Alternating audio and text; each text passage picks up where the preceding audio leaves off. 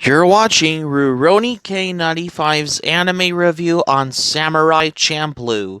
Hi Ruronis, this is your pal Rurouni K95 here, and today we get to cover another anime series. For today's anime review is Samurai Champloo.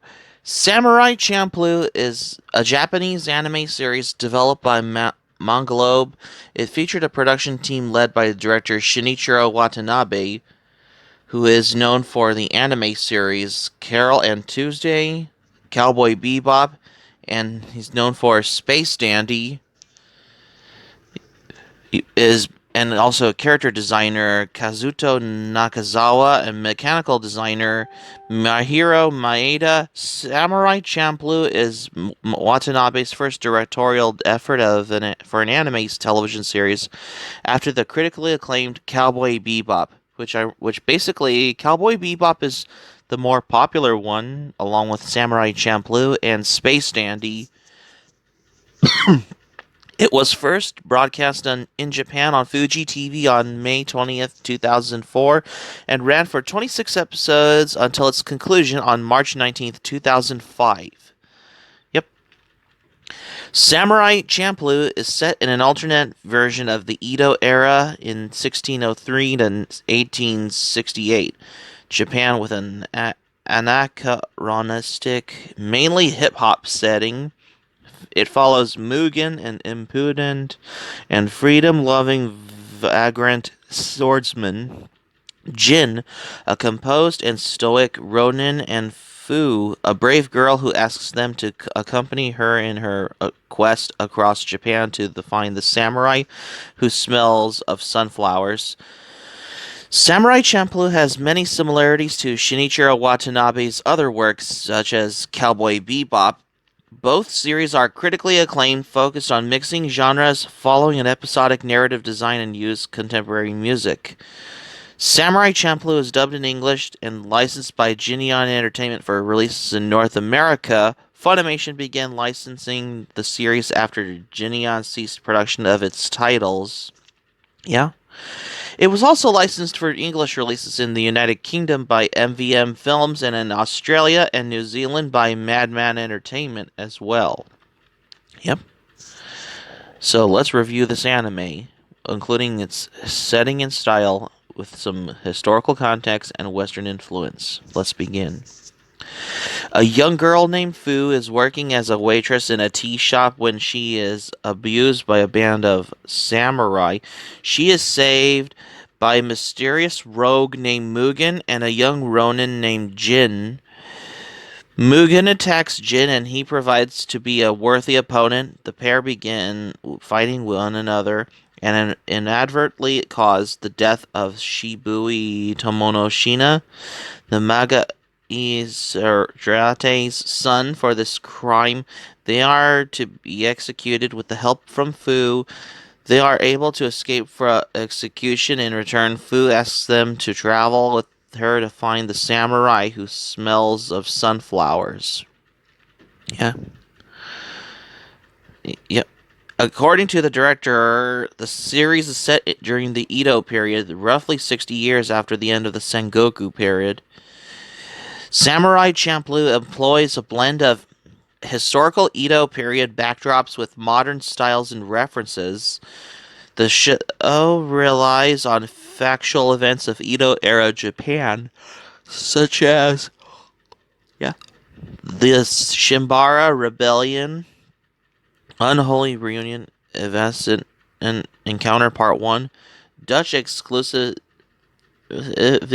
in an era in which an edict restricted Japanese foreign relations, stranger searching ukiyo-e paintings, artistic anarchy, and fictionalized versions of the real-life Edo personalities like basically Maria and Shiro and Miyamoto Musashi.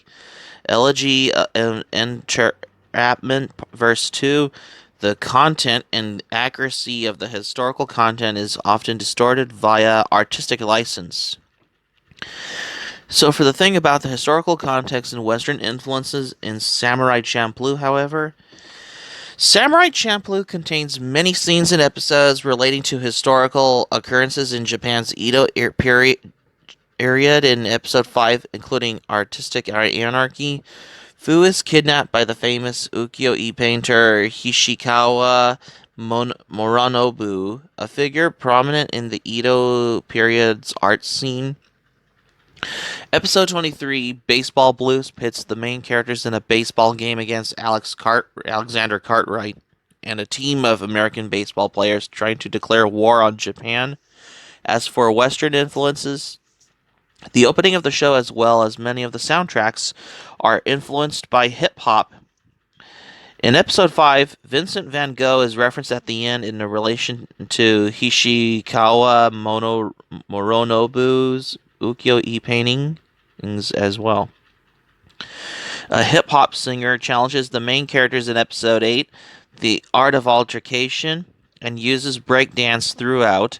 In episode 8, War of the Words, graffiti tagging, a cultural Western art form, is performed by characters as an artistic expression.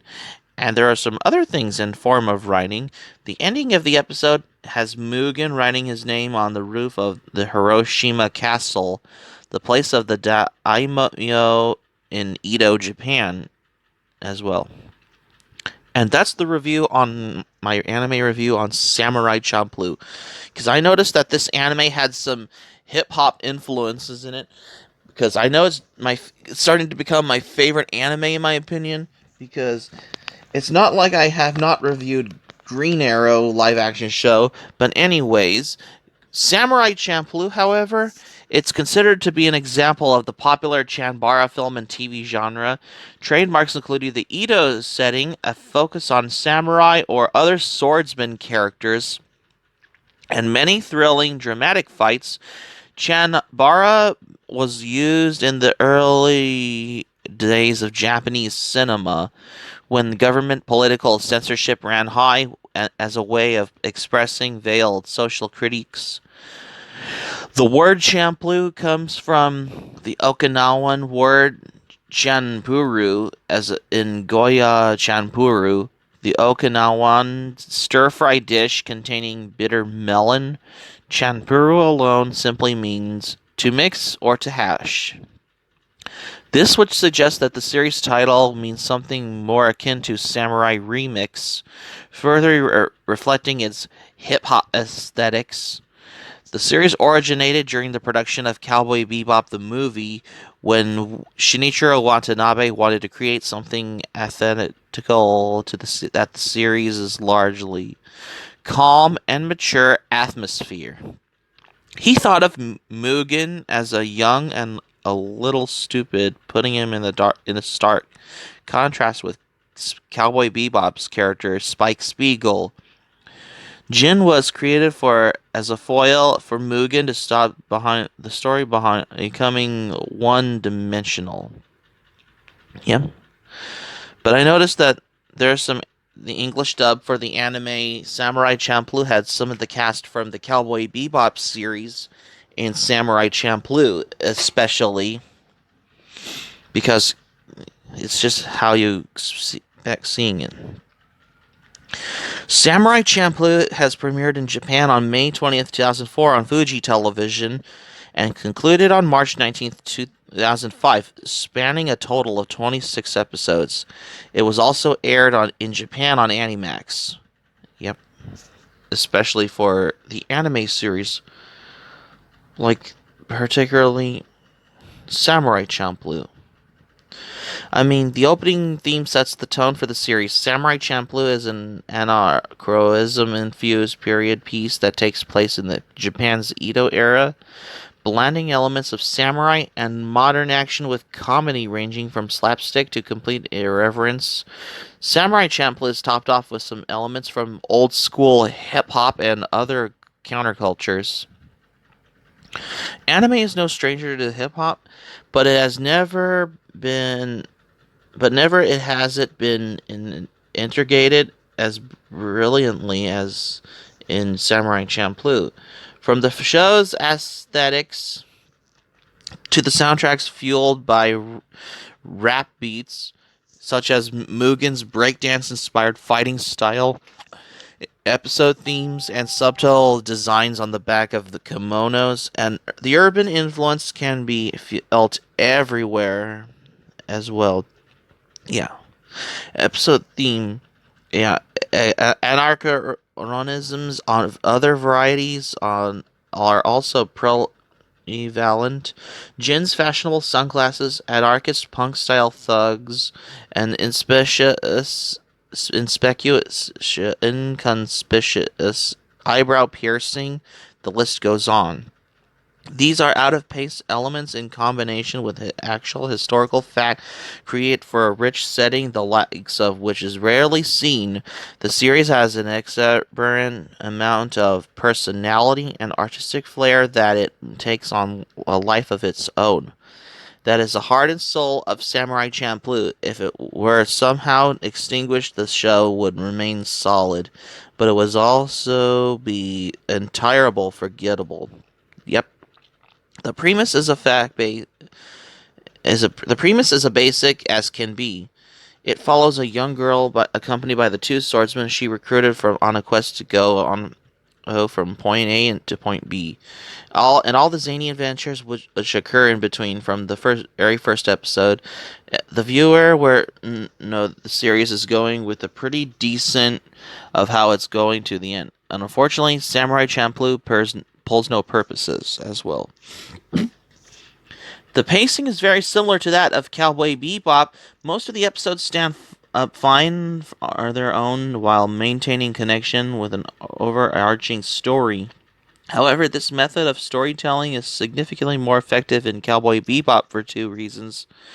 But I'm pretty sure that where Cowboy Bebop is going and the final payoff is indescribably better. More on this later at this moment.